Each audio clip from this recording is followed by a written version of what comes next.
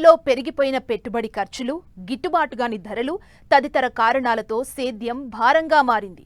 దీంతో చాలా మంది రైతులు వ్యవసాయాన్ని వదిలి ప్రత్యామ్నాయదారులు వెతుక్కుంటున్నారు. కానీ పశ్చిమ గోదావరి జిల్లాకు చెందిన ఓ రైతు పెట్టుబడులను తగ్గించుకుంటూ ప్రకృతి వ్యవసాయంలో కూరగాయలు పండిస్తూ అధిక లాభాలు ఆర్జిస్తున్నారు.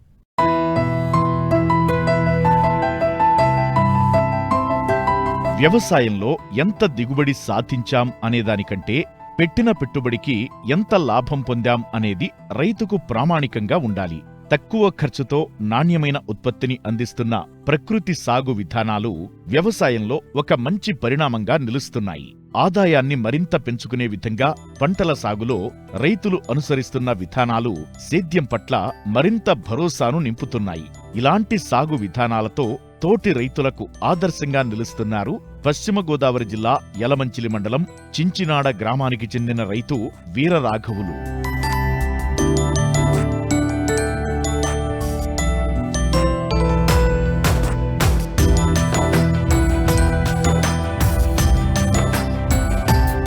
రైతు వీరరాఘవులు తనకున్న వ్యవసాయ భూమిలో ఏటా ఎకరం విస్తీర్ణంలో బెండను సాగు చేస్తుంటారు. అయితే ఈసారి పెరిగిన పెట్టుబడులను తగ్గించుకునేందుకు ప్రకృతి వ్యవసాయ విధానం పాటిస్తున్నారు.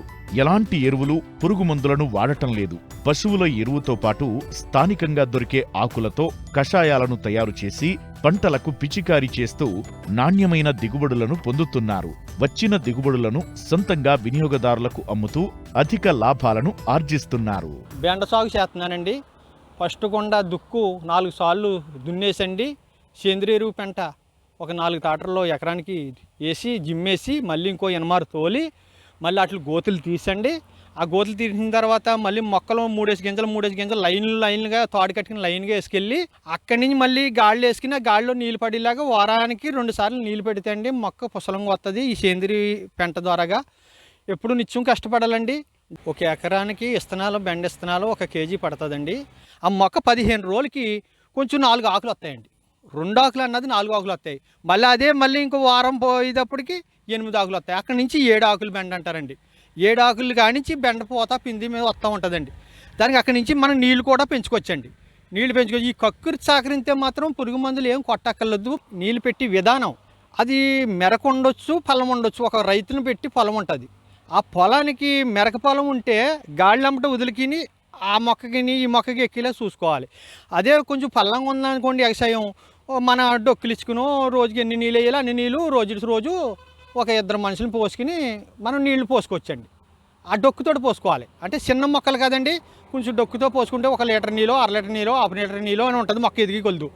అక్కడి నుంచి కొంచెం ఎదిగిన తర్వాత మాత్రం మీ ఇష్టం ఎన్ని నీళ్ళు తాగుతుంది అన్ని నీళ్ళు వారానికి ఒక మాట పెట్టుకోవచ్చు, వారానికి 2 సార్లు పెట్టుకోవచ్చు. ఈ ఎండలు ఎక్కువగా ఉన్నాయి కాబట్టి వారానికి 2 సార్లు పెట్టుకోవచ్చండి.